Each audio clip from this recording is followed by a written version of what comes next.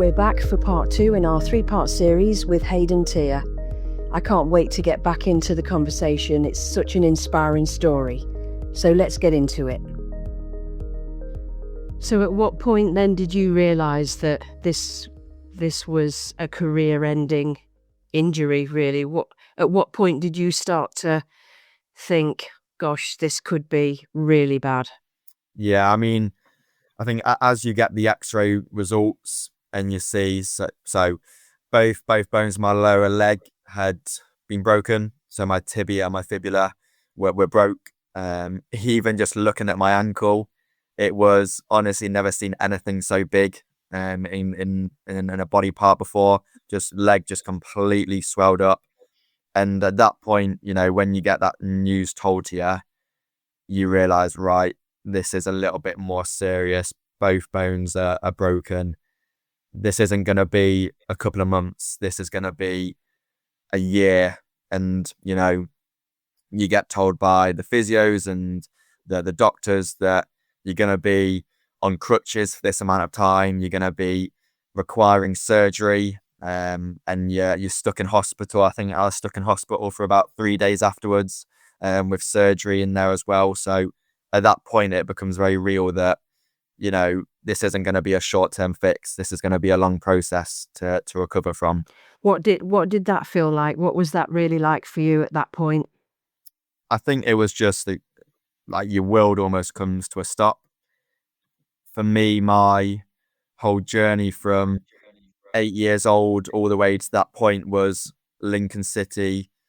I was almost known as the footballer. People from school were, backing me to go all the way.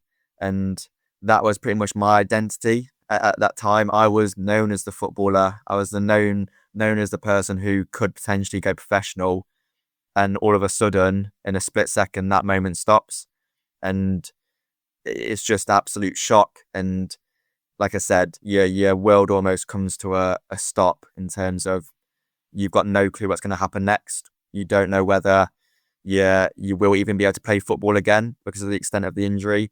So I think it's just a case of, it's just heartbreaking, to be honest, at that point, because you've got into where you want to be. Your last 10 years have brought you to getting that scholarship.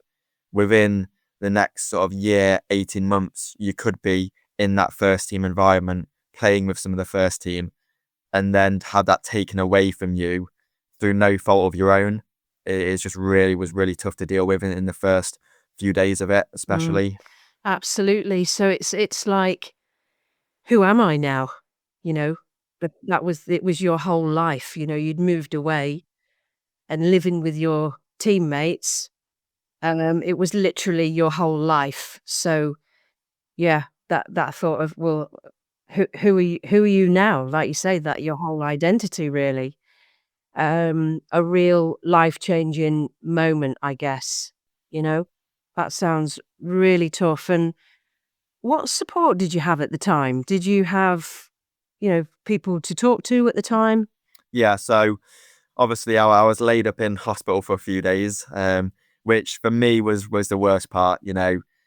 Hospital food, not known as the best food, and you're in a room where the lights are always on, you're in pain constantly, you're not sleeping. So having my family there for the majority of the time, my teammates came to visit me in hospital as well, which is really nice.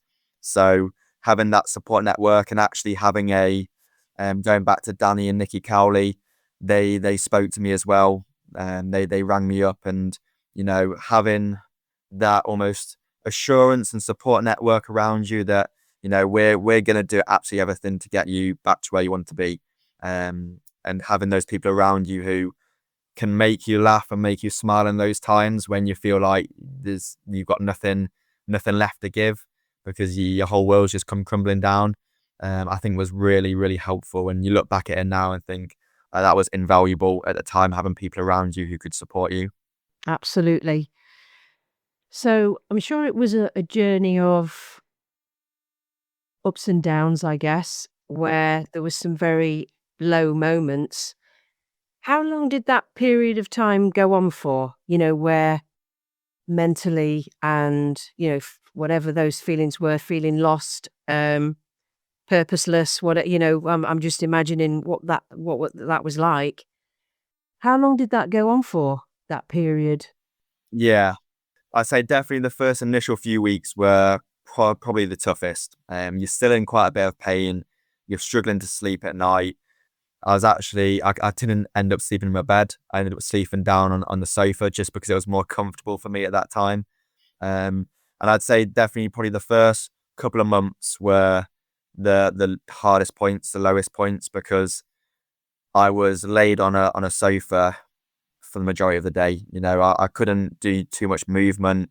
If I was moving around, it was with crutches, and you all of a sudden go from playing football every single day to barely any movement. You don't really fancy eating much food. You're sleeping pretty bad, and you're just wondering, like, how am I going to come back from this? What are the next steps? And it wasn't until you come out of the cast, you start getting a boot on, you can start getting a little bit of weight bearing through your foot, that you start getting a little bit more positivity, a little bit more hope there. So I'd definitely say the first couple of months, whilst I was pretty immobile and not in the best place sleep wise, and couldn't do a lot on a day-to-day basis, was completely different to how I'd lived my life ever since I can remember, really. So definitely that whole shift was a big challenge for me. During those couple of months then, was there still hope that you would recover, even if it took a year, or was it apparent at that time that it was a career ender? I mean, for me, I was very fortunate that I was in, like I said, a full-time football environment, with support from very, very high-level physiotherapists within, obviously, Lincoln City's setup. So I knew that I had the support system around me. I knew that I had the best opportunity to recover. Once I had got out that initial stage of not being able to move much, I was in every day with the physios, getting the best treatment possible. Kieran Walker was the main physio that helped me. Absolute legend of a guy. And having that person there who had an absolute clear plan for you. You knew what you're doing every single day. You're getting treatment every single day. I think at that point you start realizing, you know what, there's still potential here.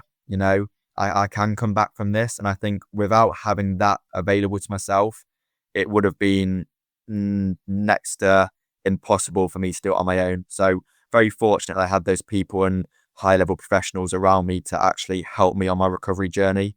So at what point then did you realize that you're not going to be able to, you're not going to have a football career?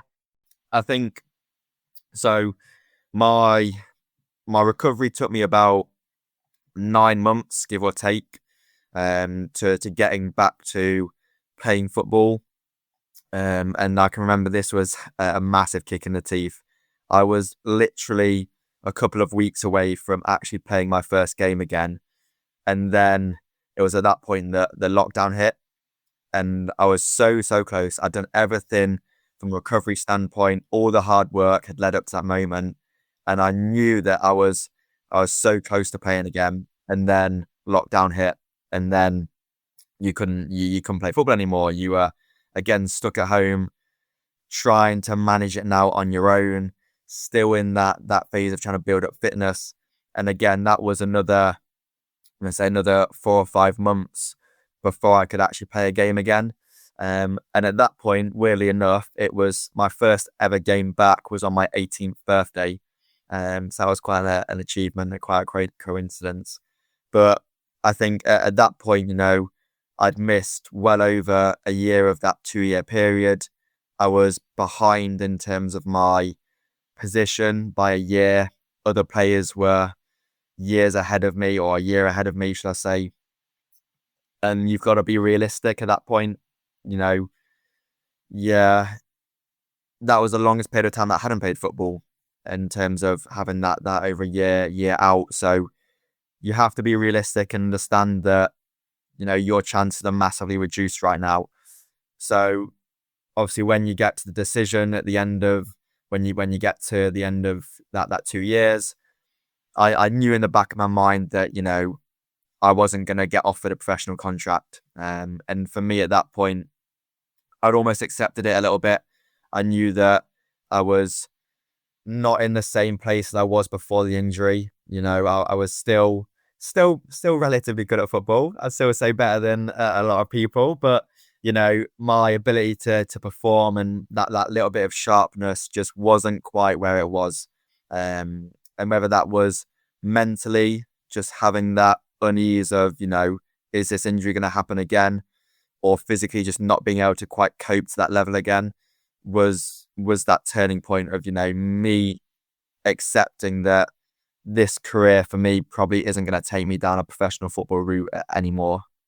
A fair amount of years then, a lot of years of you believing in this career and having that excitement, that hope, to then having to accept it. I mean, Yeah. what was that really like, having to accept that?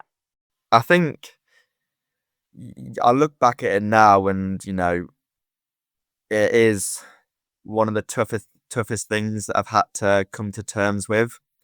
Like I said, my whole identity growing up was the football kid. I still have some people message me now saying you could have gone professional. And it's that looking back now, you had it. It was within touching distance. So yeah, I think it was just very, very difficult to shift that identity from who I was to becoming a different person. And I think realistically, I dealt with it quite well because I almost had a whole year of, realizing that it's not going to be possible for me anymore. But obviously, you look back at the young lad you were when you were 9 years old, 10 years old, and it's a bit heartbreaking because you can see that kid and his dreams, and it just got taken away in the worst way. Nothing in my control. And it was just, yeah, you look back and you think that kid's dream has just been crushed. So yeah, I'd say that's the deeper part of it in terms of, the dream that your younger kid had was no longer a possibility. And I'm just thinking about, when you were saying that disbelief of the type of tackle, really, and I guess I'm wondering, did you feel angry towards the person that, that did this tackle, really, I guess? And, how hard was that Yeah, to deal with? it was. It wasn't easy. He was a fully grown adult. He is well aware of, he's playing against 16, 17-year-olds. And for him to do that on a football pitch, and the worst part of it is, and it'll make me not very happy right now, is I didn't even get one single apology from him. Not even a "Are you okay?" Not even a sorry. And I wonder to this day if he actually knows what impact that had in terms of what he actually did, because he would have gone home that evening with his partner, whoever it was, and his life would have gone as normal.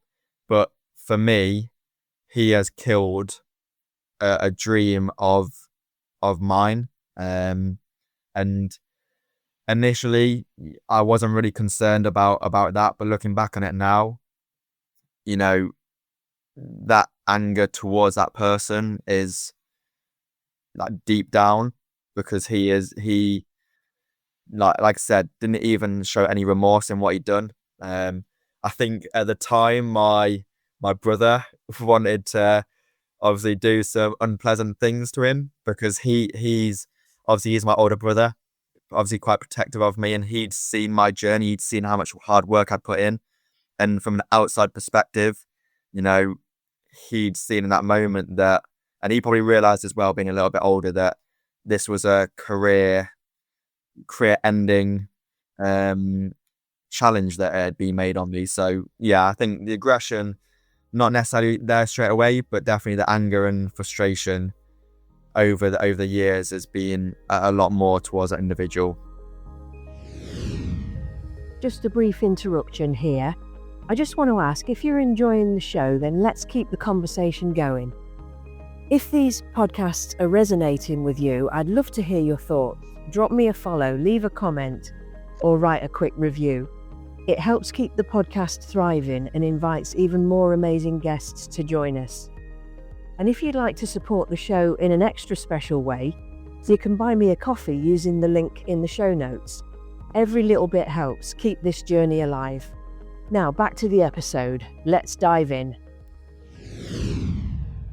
Yeah, absolutely. I can imagine, that's a tough one to take, isn't it, for sure? And such a shame, to be, for all of that to be taken away in an instant, really. Yeah, that it's just, I can only imagine, really.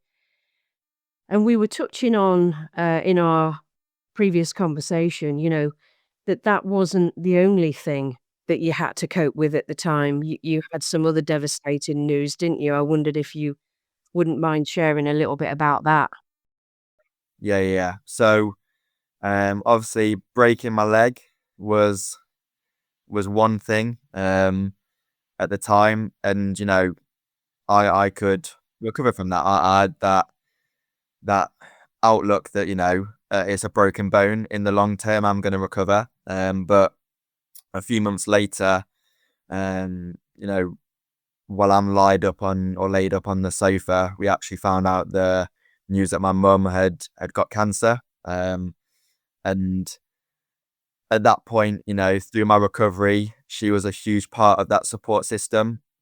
She was often away from work, helping me at home, helping me get around, helping me prepare food and everything. And then to find out that news, and as I start making my recovery, it was then roles reversed, and I was now helping her on a day-to-day basis. I was supporting her on a day-to-day basis, and unfortunately, one of my goals was to play a football game again before while she was still going through her cancer treatment, because obviously the last game she saw me play was the one where I broke my leg, and unfortunately she never got to see me play another football game again. And that for me at the time was, and still to this day, is like the hardest part, because she'd seen me playing football since I was a kid, and to know that the last sort of time she saw me on a football pitch was that moment where obviously broke my leg, and to never see me play football again. Well, you can see it now, it was such a heartbreaking thing for me. So yeah, she passed away before I managed to play another football game again. So yeah, not a nice thing to have, and obviously that journey got made 10 times harder.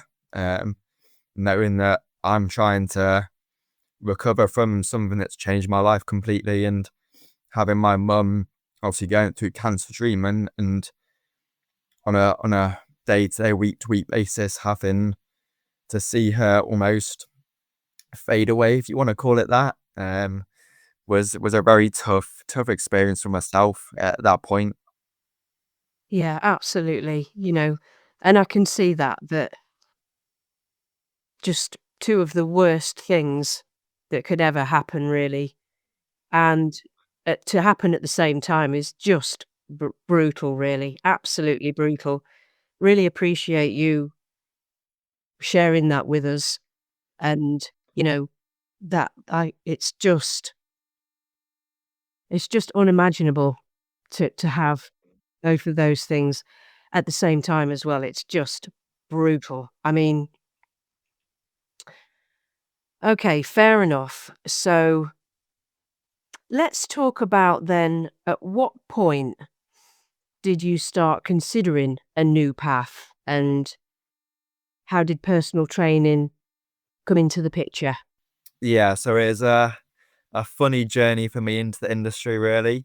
So after I obviously stopped playing football, I got heavily into the coaching side of things, and this was actually sort of led me into a path where I was now in primary schools. I was working in primary schools, and I was actually coaching PE. So taking my experiences of being in a high level sporting environment to now being able to pass on knowledge and education to the younger generation around different sports. That was a really good time because that gave me a lot of joy and fulfillment that I was managing to pass on my knowledge, and I was helping to give kids experiences and enjoyment from sport. And then it was actually not until I started going through my own physical transformation where I actually hired my own coach. So I've had this coach now for coming up to 2 years. And at that point, that me going through that journey of now becoming the best version of myself physically, mentally, and almost living a life that I really wanted to live in terms of who I was becoming, that was really inspiring to me. And I saw that and thought, wow, like this person here has completely changed my lifestyle, has completely changed who I or how I feel as a person.